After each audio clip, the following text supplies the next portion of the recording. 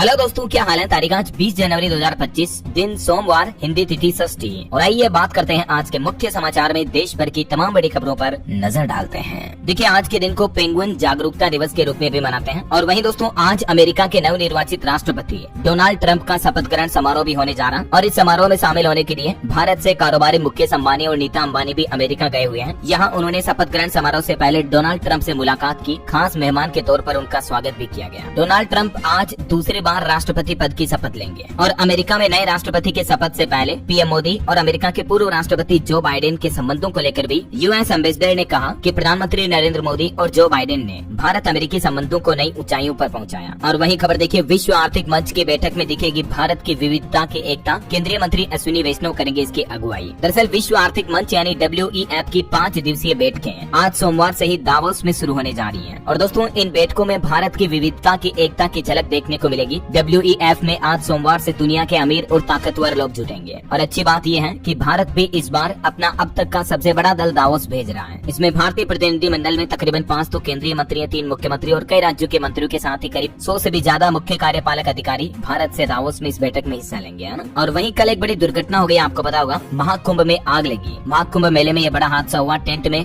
Gas cylinder में विस्फोट की वजह से भीषण आग लग गई। हालांकि मौके पर पहुंची फायर ब्रिगेड की गाड़ियां। महाकुंभ मेले के सेक्टर 19 में सिलेंडर फटने की वजह से यह आग लगी, जिसमें 18 सिविल चपेट में आ गए। इस घटना के बाद प्रधानमंत्री नरेंद्र मोदी ने उत्तर प्रदेश के मुख्यमंत्री योगी आदित्यनाथ से भी फोन पर बातचीत की और घटना के बारे में जानकारी ली। इस महाकुंभ मेले की आग में गीता प्रेस के तकरीबन 180 कोटेज जल गए। खाना बनाते वक्त रेस्टोरेंट में सिलेंडर ब्लास्ट की वजह से यह आग लगने की आशंका बताई जा रही है। हालांकि अच्छी बात यह रही कि 1 घंटे के अंदर ही आग पर काबू पा लिया गया। इस घटना के बाद मुख्यमंत्री योगी आदित्यनाथ भी तुरंत प्रयागराज पहुंचे, हालातों का जायजा लिया। महाकुंभ से जुड़े कुछ और अपडेट है, मैं आपको आगे बताऊंगा। फिलहाल देखिए अगली खबर। प्रधानमंत्री नरेंद्र मोदी ने इस साल 2025 के अंत तक टीबी को खत्म करने का लक्ष्य तय किया है। IIM अहमदाबाद में आयोजित हेल्थ केयर समिट 2025 में केंद्रीय मंत्री JP नड्डा ने भारत सरकार की आयुष्मान भारत योजना की तारीफ करते हुए कहा कि इससे 4 करोड़ 20 लाख से भी ज्यादा नागरिकों को लाभ प्राप्त हुआ है। और अभी AI के उपयोग से भी हेल्थ केयर सेक्टर की दिशा में तेजी से आगे बढ़ने के प्रयास किए जा रहे हैं। और सरकार ने यह लक्ष्य तय किया दोस्तों कि इस साल तक भारत से टीबी को कम्प्लीटली खत्म किया जाए, यानी टीबी मुक्त भारत का सपना पूरा करने का प्लान है। चलिए अगली बड़ी खबर देखिए। राहुल गांधी ने व्हाइट टी शर्ट मूवमेंट की शुरुआत की, जिसमें राहुल गांधी का प्लान है देश में गरीबों के लिए न्याय की आवाज उठाएंगे। उन्होंने कहा कि मोदी सरकार की गलत नीतियों से गरीब परेशान है। वहीं खबर है दोस्तों, राहुल गांधी के खिलाफ असम राज्य में गैर जमानती FIR भी दर्ज हुई, क्योंकि 3 दिन पहले उन्होंने एक बयान दिया था। कहा कि कांग्रेस, भाजपा, RSS और इंडियन स्टेट के खिलाफ लड़ रही है। तो उनके इसी बयान को लेकर असम के गुवाहाटी में पुलिस स्टेशन में उनके खिलाफ FIR भी दर्ज हुई है। और इधर दिल्ली विधानसभा चुनाव के कुछ अपडेट्स देखिए दोस्तों। दिल्ली के मुख्यमंत्री आतिशी बोले कि केजरीवाल पर हमला करने वाले 3 लोग भाजपा प्रत्याशी प्रवेश वर्मा के करीबी हैं और तीनों अपराधी रहे हैं। कल ही यह घटना हुई थी, आपको पता होगा, पत्थर वगैरह फेंकने की। वहीं दिल्ली में विधानसभा चुनाव में अब तक 1040 उम्मीदवार मैदान में उतर चुके हैं। 477 नामांकन खारिज हुए। अब आज 20 जनवरी को उम्मीदवारी वापस लेने की अंतिम तिथि है। और वहीं दोस्तों, देश के जाने माने टीचर अवध ओझा,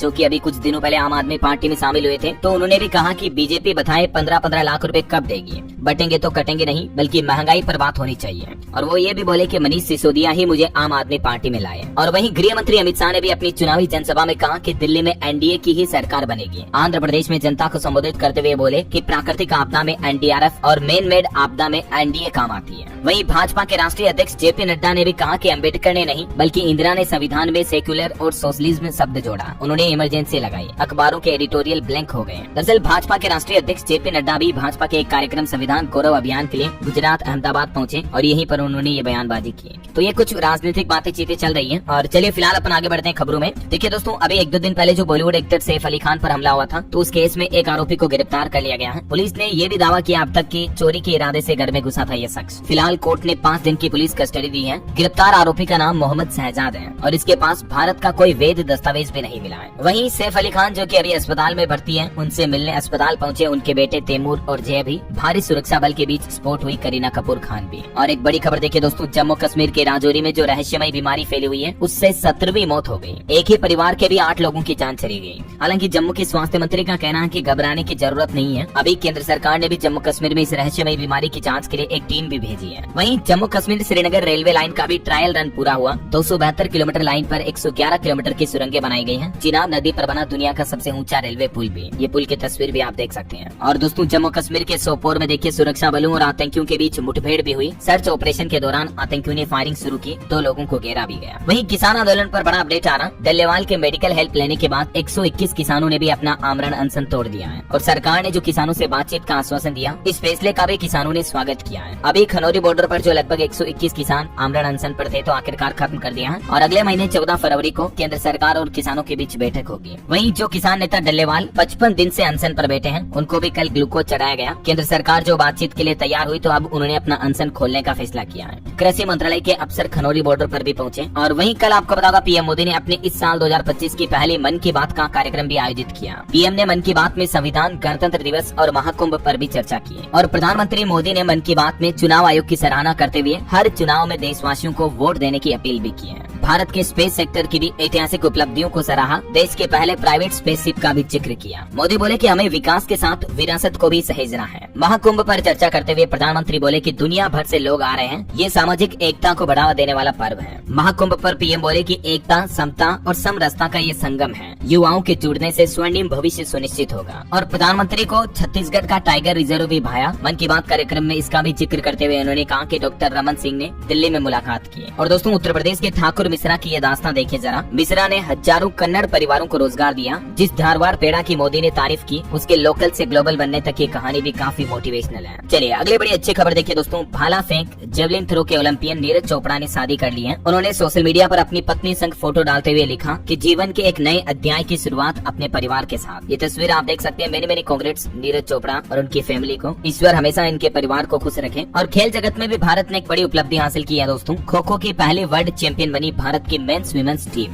दोनों ने नेपाल को फाइनल हराया। टूर्नामेंट में एक भी मैच नहीं गंवाया। और भारतीय महिला टीम ने तो ये पहली बार खो खो विश्व कप का खिताब जीता, फाइनल में नेपाल की टीम को हराकर। तो भारत की दोनों ही टीमों को मेनी कांग्रेट्स। और दोस्तों एक बड़ी दुख भरी खबर भी सामने आई। देखिए आप, हरियाणा के Olympic medallist shooter Manu Bhaker के मामा और नानी का एक सड़क हादसे में निधन हो गया। हरियाणा में एक कार ने स्कूटी को टक्कर मारी। इस घटना में उनकी जान चली गई। अंतिम संस्कार से पहले गाँव पहुँचे ओलंपियन भी। ये वाकई में बड़ा दुख भरा मोमेंट है। ये है वो मनु भाकर की नानी सावित्री और मामा युद्धवीर। ईश्वर इनकी आत्मा को शांति दे, हमारी यही प्रार्थना है। मनु भाकर ने दोस्तों भारत का नाम बहुत ऊंचा किया। कई मेडल जीते उन्होंने। कुछ इनकी सफलता के अचीवमेंट्स भी आप देख सकते हैं। और दोस्तों नक्सलवाद पर भी एक बड़ी खबर आ रही कि छत्तीसगढ़ तेलंगाना बॉर्डर पर जो अभी बीती 16 जनवरी को मुठभेड़ हुई थी, उसमें 12 नहीं बल्कि 18 नक्सली मारे गए, जिसमें 5 महिलाएं भी हैं। इनमें एक तो 50 लाख का इनामी नक्सली भी था, वो भी ढेर हुआ। पूजा काकेरी मुठभेड़ की ये घटना है। चलिए इंडिया ग्रोथ रेट पर भी एक अच्छी खबर आ रही दोस्तों। भारत के विकास दर आने वाले FY26 यानी फाइनेंशियल ईयर 2026 में 7% तक रहेगी। अब CII की तरफ से अनुमान लगाया गया। CII यानी industry body confederation of Indian industry. तो CII के सर्वे में ये बात कही गई है। और अभी इससे एक दिन पहले आपको पता होगा IMF और वर्ल्ड बैंक ने भी भारत के ग्रोथ रेट पर अच्छी 6.5-7% तक की रिपोर्ट प्रकाशित की थी, है ना। और बजट 2025 पर भी एक अपडेट आ रहा दोस्तों कि किसानों का लोन माफ किया जाना चाहिए और महंगाई पर लगाम लगानी चाहिए। वित्त मंत्री निर्मला सीतारमण की तरफ उम्मीद भरी नजरों से देख रहे हैं लोग बाग। अगले महीने फरवरी में जो देश की वित्त मंत्री बजट पेश करेगी, तो इससे पहले लोगों के सर्वे, आम आदमी के ओपिनियन कुछ यूँ है कि लोन माफ हो, महंगाई कम हो। बजट 2025 केपेक्स और इंफ्रास्ट्रक्चर पर भी फोकस्ड होना चाहिए। MPC मेंबर नागेश कुमार की तरफ से भी सरकार को ये सुझाव दिए गए। चलिए ऑटो एक्सपो कार्यक्रम के कुछ अपडेट देखें दोस्तों। ऑटो एक्सपो के तीसरे दिन आम लोगों को फ्री में एंट्री दी गई। पहले दिन मारुति ने इलेक्ट्रिक कार दिखाई, दूसरे दिन फ्लाइंग कार भी शोकेस हुई और अभी एक BYD की सिलायन 7 EV की भी भारत में एंट्री हुई ऑटो एक्सपो में। कंपनी का दावा है कि फुल चार्ज करने पर ये कार 567 किलोमीटर तक की रेंज देगी। 7 मार्च से इसकी डिलीवरी शुरू हो जाएगी। और होंडा कंपनी ने भी अपना पहला फोल्डेबल इलेक्ट्रिक स्कूटर मोटो कॉम्पैक्टो रिवील किया। इसका वजन मात्र 19 किलो है, लेकिन पेलोड कैपेसिटी 120 किलो है। अगले साल भारत में लॉन्च करेगा ये होंडा कंपनी अपना नया स्कूटर। काफी इनोवेशन और टेक्नोलॉजी से इस स्कूटर को बनाया गया, देख सकते हैं आप। और प्रीमियम सेगमेंट में मर्सिडीज ने भी G-Wagon 580 इलेक्ट्रिक SUV शोकेस की। ये कार एक ही जगह पर खड़े खड़े 360 डिग्री घूम सकती है। इसकी कीमत तकरीबन 3 करोड़ रुपए है। MG मोटर्स ने भी नई SUV मैजिस्टर शोकेस की। ये MG ग्लोस्टर का ही एक फेसलिफ्ट मॉडल है। और भी दोस्तों टेक्नोलॉजी का एक अनोखा इनोवेशन देखने को मिला। पहली 6 सीटर फ्लाइंग टैक्सी भी रिवील हुई। 160 किलोमीटर इसकी मैक्सिमम रेंज है और इसका किराया भी प्रीमियम टैक्सी सर्विस के बराबर ही होगा। और ये फ्लाइंग टैक्सी पेश की गई है एरोस्पेस स्टार्टअप सरला एविएशन की तरफ से। दोस्तों इस बार के ऑटो एक्सपो 2025 में लॉन्च हुई कारों में 90% EV कारें हैं, मतलब इलेक्ट्रिक व्हीकल हैं। और ये सभी प्रीमियम सेगमेंट की कारें हैं जो कि सेफ ड्राइविंग में मदद करेगी। इनमें से अधिकतर कारों में ऑटो ड्राइवर मोड भी है, जो कि ड्राइवर को रिस्क फ्री रखेगा, है ना। चलिए अगला अपडेट देखिए। इंश्योरेंस को लेकर सरकार की तरफ से एक आम सूचना जारी की गई। कि बेहतर सर्विस के लिए आप अपनी हेल्थ इंश्योरेंस कंपनी भी बदल सकते हैं। मतलब आपने कोई इंश्योरेंस पॉलिसी ले रखी है तो हर पॉलिसी होल्डर को मौजूदा इंश्योरेंस कंपनी से किसी अन्य कंपनी में स्विच करने का अधिकार मिलता है। इंश्योरेंस रेगुलेटर IRDA की तरफ से साल 2011 से ही इंश्योरेंस खरीदारों को पोर्टेबिलिटी के अधिकार दिए गए हैं। मतलब जैसे आप मोबाइल के सिम को पोर्ट करवा सकते हैं, जैसे अगर आपको जियो अच्छी नहीं लग रही तो आप एयरटेल या वोडाफोन आइडिया या VI से जियो में किसी में भी स्विच कर सकते हैं, पोर्ट कर सकते हैं, राइट। तो ठीक ऐसे ही आप इंश्योरेंस पॉलिसी में भी पॉलिसी लेने के बाद भी अपनी कंपनी स्विच कर सकते हैं। हालांकि अगर आप इंश्योरेंस पोर्ट करवाते हो तो इस दौरान आपको किन किन बातों का ध्यान रखना चाहिए ये भी आप देख सकते हैं सूचना। और इसके अलावा इंश्योरेंस पोर्ट कराने में कुछ नुकसान भी हो सकते हैं आपको और कुछ बेनिफिट यानी फायदे भी होते हैं, तो ये भी डिटेल देख लीजिएगा आपका ना। चलिए अगला अपडेट देखिए। उत्तर प्रदेश में एक नया नियम लागू हुआ। यूपी सरकार खुद करेगी संविदा कर्मियों की भर्ती और संविदा कर्मियों को आरक्षण का भी लाभ मिलेगा। अब मतलब बिचौलियों की भूमिका नहीं होगी, जैसे मतलब बीच में ठेकेदार कॉन्ट्रैक्टर होते हैं ना, वैसे नहीं होंगे, बल्कि खुद सरकार की तरफ से आउटसोर्स पर तैनात संविदा कर्मियों का शोषण समाप्त करने के लिए डायरेक्ट भर्ती करने की घोषणा की है, जिसमें संविदा कर्मियों की भर्ती में बिचौलिया का कोई रोल नहीं रहेगा। बिचौलिया को बिल्कुल ही हटा दिया जाएगा। यूपी सरकार की तरफ से इस संबंध में प्रस्ताव भी तैयार किया गया श्रम विभाग द्वारा, जिसे कैबिनेट की मंजूरी के लिए शीघ्र ही शासन को भेजा जाएगा। चलिए अगला अपडेट आ रहा है। सरकारी अधिकारियों के लिए भी खुशखबरी है। अब उनकी गाड़ी का किराया बढ़ चुका है। उड़ीसा सरकार की तरफ से ये फैसला लिया गया है। उड़ीसा के भुवनेश्वर से कटक के बीच ऑफिस कार्य के लिए सफर करने वाले अधिकारियों का मासिक किराया 6000 रूपए अपरिवर्तित रखा गया है, लेकिन व्यक्तिगत काम के लिए एक महीने में अधिकतम 300 किलोमीटर और 300 से 500 किलोमीटर तक की यात्रा करने पर मिलने वाले किराए की राशि में इजाफा यानी कि बढ़ोतरी की गई है। और ये जो नया नियम है दोस्तों, ये 1 फरवरी 2025 से ही लागू होगा। और सरकारी कर्मचारियों के ट्रेवल किराए में कितनी बढ़ोतरी की गई है इस बाबत जानकारी भी आप देख सकते हैं स्क्रीन पर। चलिए अगला अपडेट आ रहा है। केंद्रीय गृह मंत्री अमित शाह ने आंध्र प्रदेश में 220 करोड़ रुपए की परियोजनाओं का उद्घाटन किया। गृह मंत्री अमित शाह आंध्र प्रदेश के विजयवाड़ा में पहुंचे NDRF के 20वें स्थापना दिवस समारोह में हिस्सा लेने के लिए, और इस मौके पर ही उन्होंने ये लगभग 225 करोड़ रुपए की परियोजनाओं का उद्घाटन और शिलान्यास करने की घोषणा की है। वहीं खबर है दिल्ली विधानसभा चुनाव को लेकर देश की राजधानी दिल्ली में 14 जनसभाओं को भी संबोधित करेंगे मुख्यमंत्री योगी आदित्यनाथ। चलिए अगला अपडेट देखिए। वैज्ञानिकों के एक सर्वे अध्ययन में ये बात सामने आई है कि बेटियां व दूसरों को खुश रखने वाले जो बच्चे होते हैं ना, वो माँ बाप के दुलारे होते हैं। अमेरिका की ब्रिंघम यंग यूनिवर्सिटी के प्रोफेसर और अध्ययन प्रमुख लेखक एलेक्जेंडर जेनसन ने एक रिसर्च की, मतलब सोशली समाज में एक साइकोलॉजिकल रिसर्च की, जिसके मुताबिक शोध ये बताते हैं कि माता पिता का एक बच्चे को दूसरे बच्चे से ज्यादा पसंद करने का पक्षपात बच्चों पर लंबे वक्त तक असर डाल सकता है। इसलिए इस रिसर्च का नतीजा ये है कि एक तो माता पिता सभी बच्चों को समान प्यार दे, बराबर प्यार दे, और बच्चे भी अपने बड़े भाई बहन जो होते हैं ना, वो अपने छोटे भाई बहनों को अच्छे रखें, उन्हें ज्यादा प्यार करें, क्योंकि ऐसे बच्चों को माता पिता भी ज्यादा पसंद करते हैं। और रिलेशनशिप यानी रिश्तों पर भी एक रिपोर्ट सामने आ रही। देखिए आप कि जीवन में खुशी या संतुष्टि क्या ज्यादा जरूरी है, आखिर खुशी के रास्ते संतोष तक हम कैसे पहुंच सकते हैं, इस पर भी साइकोलॉजिस्ट ने 5 सुझाव जारी किए आम लोगों के लिए। देखिए डॉक्टर मनीष बोरासी जो कि वरिष्ठ मनोचिकित्सक हैं, उनका ये कहना है कि संतुष्टि और खुशी दोनों जीवन के लिए जरूरी है। संतुष्टि से हम अपने लक्ष्य की ओर बढ़ते हैं और खुशी से हम हर पल को जीते हैं। तो इन दोनों ही चीजों का जीवन में संतुलन होना चाहिए, यही जीवन को पूर्ण बनाता है। संतुष्टि में एक स्थिरता है, ये अपने भीतर मिलती है, जबकि खुशी अस्थायी होती है और ये बाहरी चीजों से या किसी एक्टिविटी से मिल सकती है। तो दोस्तों जीवन में खुशी पाने के 5 आसान उपाय क्या है? देखिए सबसे पहले तो अपने स्वास्थ्य पर ध्यान दें, अपनी सोच को पॉजिटिव रखें, छोटी छोटी बातों का जश्न मनाएं, जीवन के हर एक पल को, हर एक मोमेंट को जिए, एंजॉय करें, अपने करीबियों के साथ वक्त बिताएं और आपकी जो फेवरेट एक्टिविटीज हैं उसमें हिस्सा लें। और अब देखिए जरा संतुष्टि पाने के क्या 5 उपाय हैं। ये बहुत ही महत्वपूर्ण साइकोलॉजिकल रिसर्च के रिजल्ट मैं आपको बता रहा हूँ दोस्तों, ध्यान से समझना। पूरी रिसर्च का निचोड़ ये है कि अगर आप अपने जीवन में संतुष्टि पाना चाहते हैं तो सबसे पहला खुद से प्यार करें और आपके अतीत को पीछे छोड़ दें। अगर लाइफ में बीते पास्ट में कुछ भी बुरा हुआ, अच्छा हुआ, सबको फिलहाल छोड़ दें। अपने लक्ष्य पर फोकस रखें और खुद के साथ वक्त बिताएं। आपकी कोई हॉबी है, आपको जो चीजें अच्छी लगती हैं वो करें, अपने अंदर नए नए शौक विकसित करें, इन्हीं से आपको संतुष्टि मिल सकती है ना। बाकी घर परिवार की सुख शांति के लिए समर्पण की भावना भी जरूरी है। मुश्किल समय में धैर्य और सहनशीलता बनाए रखें और अपने परिवारजनों के साथ हर किसी अनजान व्यक्ति की, अनजान शख्स की भी मदद करने के लिए हमेशा तैयार रहें। जीवन में रियल बताऊं दोस्तों तो असली खुशी आपको तभी मिलेगी जब आप किसी मुसीबत में किसी गरीब की मदद करते हो। ठीक है, जितनी आपकी श्रद्धा है उस अनुसार हमें मदद करनी चाहिए, राइट। तो ये तो लाइफस्टाइल से जुड़ी काफी चीजें मैंने आपको बता दी। बहरहाल अभी तो कुछ और महत्वपूर्ण और काम की खबरें देखेंगे दोस्तों अपन, लेकिन फिलहाल वक्त तो चला है आज के ताजा मौसम समाचार जानने का। और हाँ, एक बात आपको याद दिला दूं, अगर आप DLS न्यूज चैनल पर पहली बार आए हैं और चैनल से अभी तक जुड़े नहीं हो दोस्तों तो जुड़ जाइए। चैनल को सब्सक्राइब करके बेल आइकन जरूर दबा दीजिएगा ताकि आपको रोजाना की ताजा खबरें, महत्वपूर्ण मुख्य समाचार, काम के न्यूज अपडेट सबसे पहले आपके मोबाइल पर मिलते रहेंगे। और बाकी तो आपका दिल करे मन करे तो इस वीडियो पर एक लाइक और शेयर भी जरूर कर देना। चलिए बिना टाइम वेस्ट किए सीधा आगे बढ़ते हैं मौसम अपडेट में। तो देखिए देश के 17 राज्यों में कोहरा छाने की चेतावनी। यूपी में फिर से कई ट्रेनें फ्लाइट लेट हुई। हरियाणा में भी विजिबिलिटी 5 मीटर तक चल रही है। हिमाचल के कई जिलों में पारा -9 डिग्री तक पहुंचा। मध्य प्रदेश में भी तापमान 4 डिग्री तक चल रहा है। कुछ अलग अलग राज्यों के अपडेट देखिए आप फटाफट से। मध्य प्रदेश में 5 जिलों में कोल्ड डे का अलर्ट है। आगरा मालवा में कोहरे में एक बस भी पलटी। इधर राजस्थान की बात करें तो यहाँ भी कोटा में कोहरे के कारण 8 गाड़ियां भिड़ गई और इस रोड एक्सीडेंट में एक व्यक्ति की तो जान भी चली गई, एक एम्बुलेंस को भी ट्रक ने टक्कर मार दी। और आज से राजस्थान में मौसम फिर से बदल सकता है, कई जिलों में बारिश की भी संभावना है। यूपी में भी कोहरे में 7 बड़े हादसे हुए जिसमें 8 लोगों की जान चली गई, 12 गाड़ियां टकराई, 2 विदेशी समेत 34 लोग घायल हो गए। लखनऊ में एक ट्रक भी नदी में गिर गया। इधर बिहार के भी 12 जिलों में घने कोहरे का अलर्ट है। अगले 3 दिनों तक शीतलहर जैसी स्थितियां रहेगी। 26 जनवरी के बाद ठंड से थोड़ी राहत मिलेगी बिहार को। हरियाणा राज्य में भी 2 दिन लगातार बारिश की चेतावनी, रात में तापमान और गिरेगा, सुबह रात में धुंध छाएगी। और पंजाब में देखिए चंडीगढ़ समेत 17 जिलों में कोहरे का अलर्ट है। न्यूनतम तापमान में बढ़ोतरी हुई। पश्चिमी विक्षोभ एक्टिव होने के चलते 21, 22, 23 जनवरी को पंजाब के कई जिलों में बारिश की संभावना है। झारखंड में भी ठंड और कोहरे का डबल अटैक देखने को मिल रहा है। 6 जिलों में शीतलहर का अलर्ट है। और उत्तराखंड की बात करें दोस्तों तो यहाँ फिर से कड़ाके की सर्दी पड़ेगी, क्योंकि 20 से 24 जनवरी तक उत्तराखंड में बारिश और बर्फबारी का डबल अटैक देखने को मिलेगा।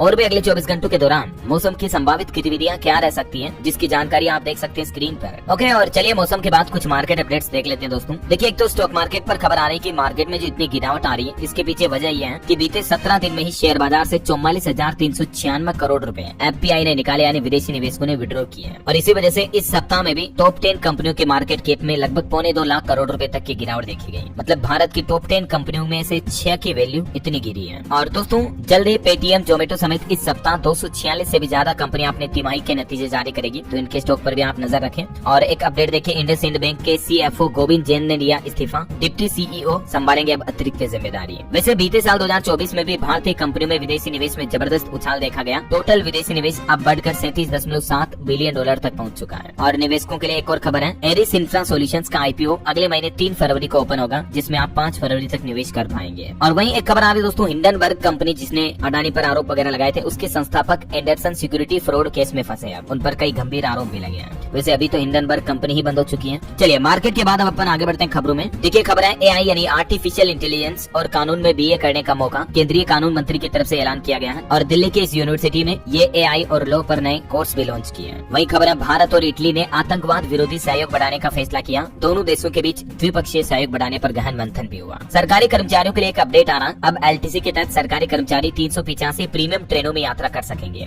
जिसमें 136 वंदे भारत और 97 हमसफर ट्रेनें भी शामिल है इस योजना में, ठीक है ना। इनमें फ्री सफर करने का मौका मिलेगा गवर्नमेंट एम्प्लॉइज को। वही दोस्तों टेक न्यूज से एक खबर आ रही है, देखिए इंस्टाग्राम रील्स की अवधि बढ़ चुकी है। अब आप इंस्टाग्राम रील में 3 मिनट लंबी वीडियो भी पोस्ट कर पाएंगे। रील पर वीडियो के ड्यूरेशन को कंपनी ने बढ़ा दिया। इसके अलावा इंस्टाग्राम की तरह व्हाट्सएप स्टेटस में भी अब आप म्यूजिक या गाने वगैरह लगा पाएंगे। जल्दी व्हाट्सएप में भी आपको ये नया धांसू फीचर का अपडेट मिलने वाला है। चलिए खबर देखिए दोस्तों, आयरलैंड में मनाया गया बहुभाषी हिंदी दिवस समारोह। भारतीय समुदाय के लोगों ने भी अपनी मातृभाषा पर गर्व किया। और खबर है, फ्रैंकफर्ट में हिम टेक्सटाइल 2025 में भारतीय मंडप भी मौजूद होगा। केंद्रीय कपड़ा मंत्री गिरिराज सिंह ने इसका उद्घाटन किया। जर्मनी के में से फ्रैंकफर्ट में आयोजन हो रहा है। और देखिए उत्तराखंड में राष्ट्रीय खेलों का शुभारंभ करेंगे पीएम मोदी। इसके साथ ही उत्तराखंड राज्य को कई नई बड़ी सौगात भी देंगे। 38वें राष्ट्रीय खेलों का शुभारंभ 28 जनवरी को उत्तराखंड में होगा, ठीक है ना। इस दौरान पीएम मोदी राज्य के पहले खेल विश्वविद्यालय यानी स्पोर्ट्स यूनिवर्सिटी और एक महिला स्पोर्ट्स कॉलेज का भी शिलान्यास करेंगे। चलिए अगला अपडेट देखिए, डाक विभाग भारतीय संविधान अंगीकार करने के 75 साल पूरे होने के उपलक्ष्य में आज से नई दिल्ली में 3 दिन का समारोह भी आयोजित करने जा रहा है। इंडिया पोस्ट डिपार्टमेंट की तरफ से आयोजन होगा। चलिए दोस्तों महाकुंभ से जुड़े कुछ अपडेट देख लेते हैं फटाफट से।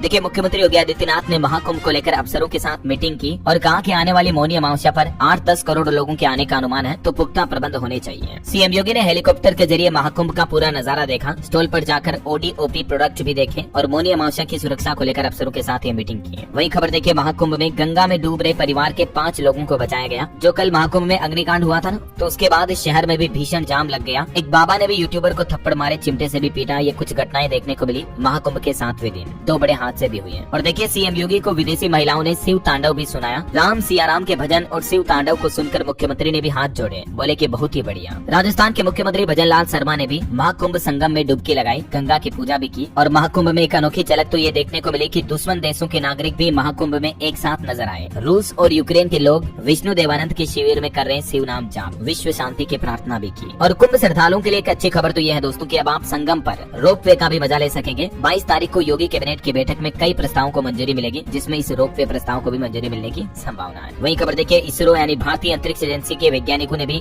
गंगा को अर्पित किया चंद्रयान 3 का मॉडल और मिशन की सफलता के लिए आशीर्वाद भी मांगा। महाकुंभ में देखिए बेल और गोल्डन बाबा भी बने आकर्षण का केंद्र, जो कि शरीर पर पहनते हैं 6 करोड़ से भी ज्यादा का सोना। और दोस्तों इस बार मौनी अमावस्या के स्नान पर पहली बार महाकुंभ में भारतीय सेना यानी इंडियन आर्मी भी सहयोग करेगी व्यवस्थाओं में। रक्षा मंत्री राजनाथ सिंह ने भी सीएम योगी को लेकर ये बात कही। और एक खबर देखिए आप, एक महाकुंभ में जो महामंडलेश्वर हैं, उनके पिता अमेरिकी कमांडर थे, जबकि बेटा महाकुंभ में महामंडलेश्वर बन गया। जबकि अच्छा पढ़ा लिखा है, इंजीनियरिंग में 30 लाख का पैकेज छोड़कर वो सन्यासी हो गया। ऐसे ही कई बाबाओं की कहानियां आपको महाकुंभ में देखने को मिलेगी, जो दुनियादारी को छोड़ आए, अच्छी खासी जॉब नौकरी के पैकेज को छोड़कर संत बन गए, अध्यात्म में खो गए। और वही देखिए भारत के पूर्व राष्ट्रपति रामनाथ कोविंद भी महाकुंभ पहुंचे और अभी वो स्वामी अवधेशानंद के शिविर में 6 दिन रहेंगे। दिव्य प्रेम सेवा मिशन की संगोष्ठी में भी शामिल होंगे। और पूर्व राष्ट्रपति ने ये भी कहा कि 1 नेशन 1 इलेक्शन देश की जरूरत है। महाकुंभ में तुलसी पीठाधीश्वर से भी मुलाकात की है ना। तो ये दोस्तों कुंभ के कुछ अपडेट रहे। और चलिए अगली खबर देखिए, प्रधानमंत्री नरेंद्र मोदी ने झापना में प्रतिष्ठित सांस्कृतिक केंद्र का नाम तिरुवल्लुर सांस्कृतिक केंद्र रखे जाने का स्वागत भी किया। वही खबर है, बिहार में अखिल भारतीय पीठासीन अधिकारियों का 25वां सम्मेलन आज से ही शुरू होने जा रहा है। और खबर है, हरियाणा राज्य में एससी की लिस्ट से हटाए जाएंगे इन 3 जातियों के नाम। सरकार ने केंद्र सरकार को इस संबंध में पत्र भी लिखा है। एससी यानी अनुसूचित जाति की सूची में से 3 जातियों को हटाने का प्रस्ताव केंद्र सरकार को भेजा है हरियाणा सरकार ने, जिसमें देखिए एक तो चूरा,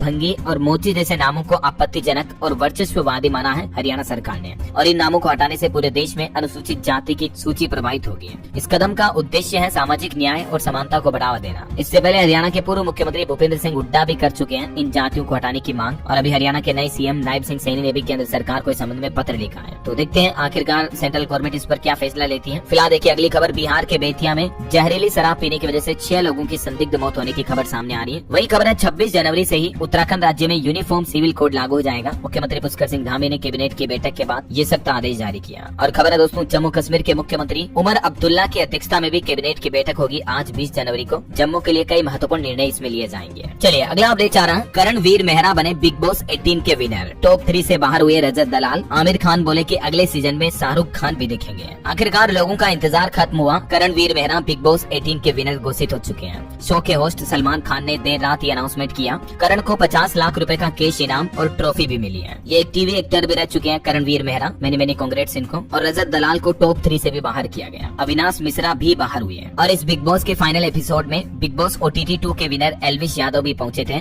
जिन्होंने सलमान खान के साथ पोज भी दिया। चलिए अगला अपडेट देखिए, दिल्ली के पूर्व मुख्यमंत्री अरविंद केजरीवाल ने प्रधानमंत्री नरेंद्र मोदी को एक पत्र लिखा और कहा कि मकान बनवाने के लिए दिल्ली के सफाई कर्मचारियों को भी जमीन दी जाए। वही खबर है दोस्तों, इस मोबाइल ऐप से अनब्लॉक हो जाएगा आपका राशन कार्ड, विदेश से भी करवा सकेंगे E-KYC। हिमाचल प्रदेश सरकार की तरफ से ये नया मोबाइल ऐप पेश किया गया। जिन लोगों को E-KYC करवाने में दिक्कत आ रही है तो वो घर बैठे इस ऐप के जरिए E-KYC करवा सकते हैं। देख सकते हैं आप इस ऐप के बारे में डिटेल भी। चलिए अगली बड़ी अच्छी खबर देखिए, नो सिग्नल पर भी मोबाइल यूजर्स कर सकेंगे कॉल और डेटा का इस्तेमाल। हाई स्पीड 4G कनेक्टिविटी मिलेगी। कई बार होता ना दोस्तों कि मोबाइल में नेटवर्क न होने की वजह से हमें कॉलिंग करने में समस्या आती है, आवाज भी कट कट कर आती है। तो इसके लिए दोस्तों अब एक नई टेक्नोलॉजी पेश की गई है, इंट्रा सर्किल रोमिंग सुविधा। ट्राई की तरफ से ये शुरू की गई है। इस सर्विस के शुरू होने के बाद रिलायंस, जियो, एयरटेल, BSNL यूजर्स अब किसी भी नेटवर्क के जरिए आसानी से कॉलिंग कर पाएंगे, भले ही उनका सिम कार्ड किसी भी कंपनी का हो। समझ रहे हो, मतलब inter calling, inter network connectivity feature मिलेगा आपको सभी सिम कार्ड पर एक दूसरे के नेटवर्क का इस्तेमाल करने का, है ना। चलिए कुछ स्टेट न्यूज अपडेट देख लेते हैं दोस्तों फटाफट से। देखिए कर्मचारियों की ग्रेच्युटी पर भी राजस्थान हाईकोर्ट ने एक फैसला सुनाया। कहा कि ग्रेच्युटी कोई इनाम नहीं है, बल्कि ये कर्मचारी का कानूनी अधिकार है। और ग्रेच्युटी नहीं देने पर जीत समूह को फटकार भी लगाई और 25,000 का जुर्माना भी लगाया। वही खबर है दोस्तों, मध्य प्रदेश में 8वां वेतनमान लागू होने में अभी 3 साल लगेंगे, क्योंकि केंद्र सरकार के आदेश के बाद नए आयोग पर फैसला होना अभी बाकी है। 15% तक बढ़ सकती है कर्मचारियों की सैलरी। और खबर है, छत्तीसगढ़ में फरवरी में किसानों को धान खरीदी के अंतर की राशि मिलेगी। इस साल भी 3100 में धान खरीदी की गई। वैसे मध्य प्रदेश में भी गेहूं खरीदारी के लिए किसान पंजीकरण आज से शुरू होंगे। मोबाइल ऐप पर बैठे घर बैठे किसान भाई लोग पंजीकरण कर पाएंगे, रजिस्ट्रेशन कर पाएंगे, ठीक है ना। और एक अच्छी खबर देखिए, छत्तीसगढ़ सरकार भूमिहीन श्रमिकों को 10-10 हजार रूपए देगी। छत्तीसगढ़ के सारगढ़ में मुख्यमंत्री विष्णुदेव साय बोले कि ये योजना तैयार है, जल्द ही खातों में पैसे ट्रांसफर कर दिए जाएंगे। वही देखिए झारखंड में पलामू मेडिकल कॉलेज हॉस्टल से गांजा, शराब, सिगरेट जैसी नशीली वस्तुएं पाई गई। बॉयज हॉस्टल से भी लड़कियों के कपड़े मिले। ऐसी घटनाओं के बाद रात 2 बजे तक कॉलेज में हंगामा हुआ, स्टूडेंट्स ने भी प्रदर्शन किया। वहीं खबर है, हरियाणा के पूर्व गृह मंत्री अनिल विज ने आदेश जारी किया। कहा कि स्टैंड के भीतर जाएं अब बसें,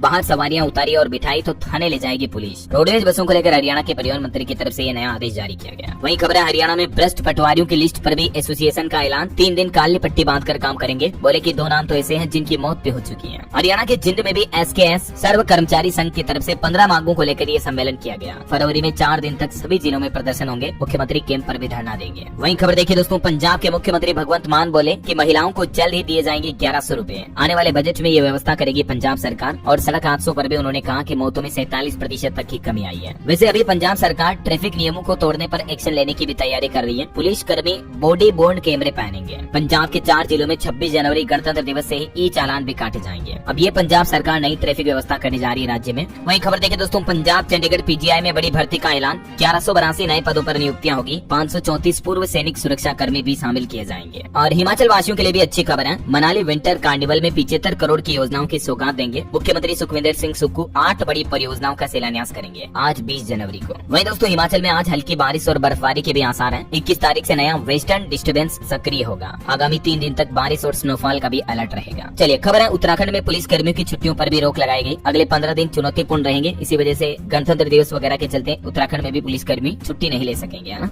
चलिए अब अपन कुछ एजुकेशनल खबरें देख लेते हैं दोस्तों फटाफट से। देखिए, उड़ीसा पुलिस सब इंस्पेक्टर भर्ती के लिए आज से स्टार्ट होंगे आवेदन। ऑनलाइन इस पोर्टल के माध्यम से अभ्यर्थी आवेदन कर सकेंगे। और वहीं राजस्थान में स्टेनोग्राफर भर्ती परीक्षा के लिए भी आवेदन 23 जनवरी से शुरू होंगे। ये इसका एप्लीकेशन फॉर्म का ऑफिशियल पोर्टल है। और गवर्नमेंट जॉब्स पर कुछ और अपडेट है। टीचिंग, बैंकिंग, मेडिकल और रेलवे समेत अभी कई विभागों में हजारों सरकारी नौकरियां निकली हुई है। इस सप्ताह दोस्तों 22,000 से भी ज्यादा पदों पर भर्तियां चल रही है। मैंने आपको कुछ रिक्रूटमेंट्स के बारे में तो बताई भी थी डिटेल। SBI में स्पेशलिस्ट कैडर के 150 पदों पर वैकेंसी निकली हुई है। SBI PO पर भी 600 पदों पर भर्ती चल रही है। इसके अलावा देखिए, बिहार पंचायती राज विभाग में भी 1583 पदों पर भर्ती निकली। 12वीं पास को भी मौका है। लास्ट डेट रहेगी इसकी 29 जनवरी 2025। मध्य प्रदेश में शिक्षक भर्ती 2025 का नोटिफिकेशन जारी हुआ। 10,758 वैकेंसी है। 28 जनवरी से ही फॉर्म भरना शुरू होंगे। आप ऑनलाइन अप्लाई कर पाएंगे। 11 फरवरी इसकी लास्ट डेट रहेगी, ठीक है। और बैंकिंग भर्ती पर खबर है। बैंक ऑफ बड़ौदा में 1267 पदों पर भर्ती निकली है, जिसकी आवेदन करने की आखिरी तारीख को भी बढ़ा दिया। अब आप 27 जनवरी 2025 तक इसमें आवेदन कर पाएंगे। वहीं एम्स में भी 4576 पदों पर भर्ती निकली है। DFCCIL में 642 वैकेंसी अवेलेबल है। तो कई सारे रिक्रूटमेंट गवर्नमेंट जॉब्स के बारे में आज दिन में मैं आपको अलग से सेपरेट वीडियो में बता दूंगा कि इस सप्ताह की कौन कौन सी जॉब्स अवेलेबल है, ठीक है ना। चलिए अंतर्राष्ट्रीय न्यूज पर खबर आ रही दोस्तों। आखिरकार इजराइल हमास के बीच खत्म हुआ युद्ध। गाजा में सीजफायर लागू हुआ। PM नेतन्याहू बोले कि मिल गई बंधकों की लिस्ट। गाजा में शांत हो गई बंदूकें। 3 इजरायली बंधकों की रिहाई के बाद अमेरिका के पूर्व राष्ट्रपति जो बाइडेन ने भी ये बयान दिया। ओके, और चलिए अंत में आज के राशिफल पर नजर डाल लेते हैं। देखिए, मकर राशि वालों के रुके काम पूरे होंगे। सिंह, धनु और कुंभ राशि वालों को भी आज सितारों का साथ मिल सकता है।